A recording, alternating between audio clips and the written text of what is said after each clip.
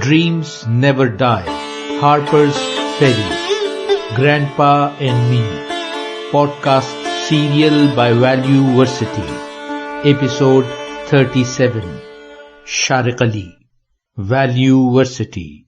The bell tinkled every time salesgirl closed the cash counter.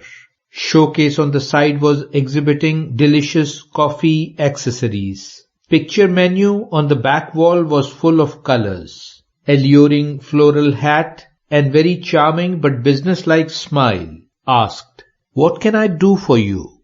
Uncle Patel was recounting his recent trip to America. Everyone was giving him full attention. After ordering, we went down the stairs and sat in the elegant restaurant in the basement.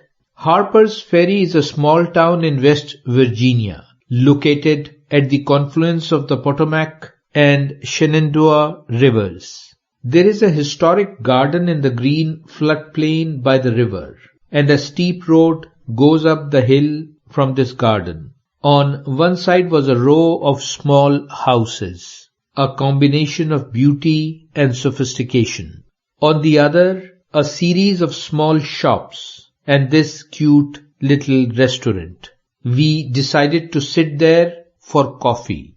The host had said while walking along the river some time ago, "Listen, the waves are whispering the name of our hero, John Brown." "Who is he?" I asked. Uncle replied, "A conscientious and brave white man.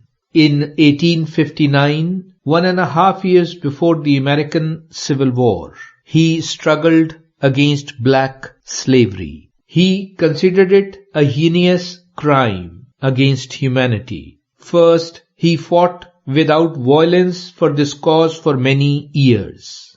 Disappointed, he planned a practical coup by arming the oppressed slaves. The first step was to seize Harper's Ferry arsenal, loaded with thousands of weapons. He thought that if the slaves got weapons, they would be able to fight their war. There were 4 million slaves in the South in those days. He believed that once the fire of freedom ignited, the whole of America would be free from this curse. Brown had 21 companions, including his 3 sons, 16 whites and 5 blacks. They succeeded in capturing the arsenal in a night. They thought local slaves will come to their aid, but it never happened. Brown and his associates were then surrounded by government militias and local racists. When the encounter happened, they killed 2 of his sons and several comrades. John, along with one of his sons and a few companions, positioned himself in an engine room. The besieged commander advised them to surrender. On his refusal, there was a fierce attack. They caught him alive but wounded. After a trial, they hanged him along with his 5 accomplices, including his son.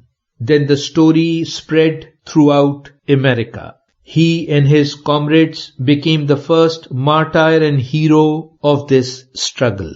Their dream became the wake-up call for all the conscientious. Only 6 years later, as a result of the American Civil War, American slaves were liberated.